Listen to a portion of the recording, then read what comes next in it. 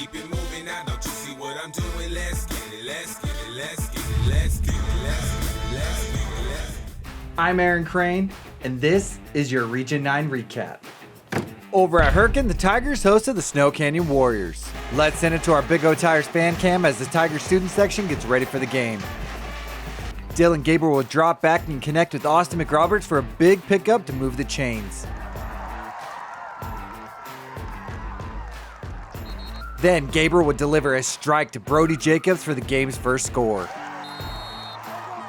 Snow Canyon would answer right back with this pass from Parker Olsen to Isaiah Thompson to even the score.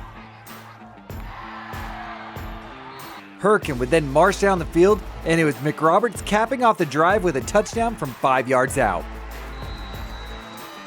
Olsen would go back to the air and drop a dime to Kel Espin to get down to the 1 yard line. Then Olsen would call his own number and punch it into pay dirt. Right before halftime, Olsen would connect with Milo Ince for a big game. That would set up Ammon Allred to drill this field goal to give Snow Canyon the lead going into the half. And that will bring us to our AWP Play of the Week. The start of the second half, the Tigers defense would force the Warriors to a punt and block the punt as the Warriors defender would try to pick it up but would be tackled in the end zone for a safety.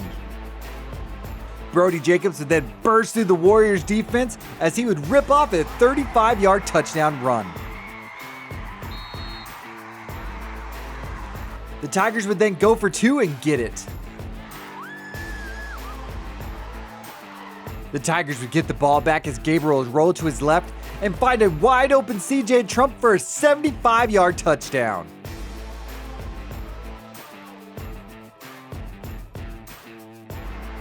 The Warriors would then try to tie the game, but would fumble and the Tigers would recover. The Tigers would then march down the field and milk the clock down and cap off the drive with another score. The final score, Hurricane 38, Snow Canyon 24.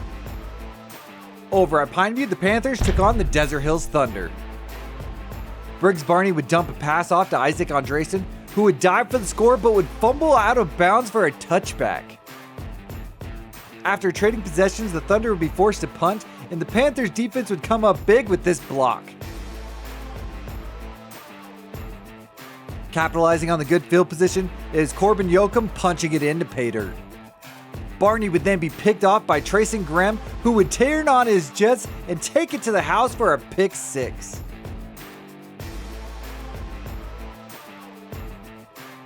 Andresen would then show off his strength with this big run down to the 1 yard line. Then he would punch it in on the very next play. The Thunder would add one more score late, but it wouldn't be enough. The final score, Pineview 23, Desert Hills 16. Over at Crimson Cliffs, the Mustangs hosted the Dixie Flyers. Crimson started things off with a 35-yard touchdown pass from Tanoai Andresen to Britton Phillips. Dixie would come right back down the field as Deacon Virgin would roll out and find Crew Berze for a 32-yard touchdown. Andresen would then find Jackson Hole over the middle for a 5-yard touchdown.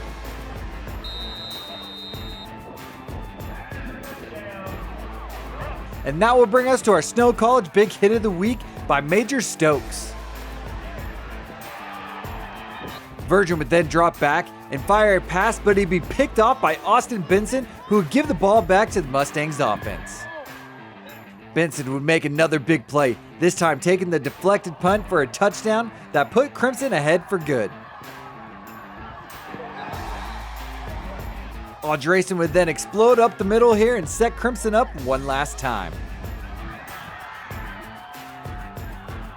That led to a 3-yard touchdown toss from Andresen to Holt, and Crimson overwhelmed Dixie in the end. The final score, Crimson Cliffs 35, Dixie 7.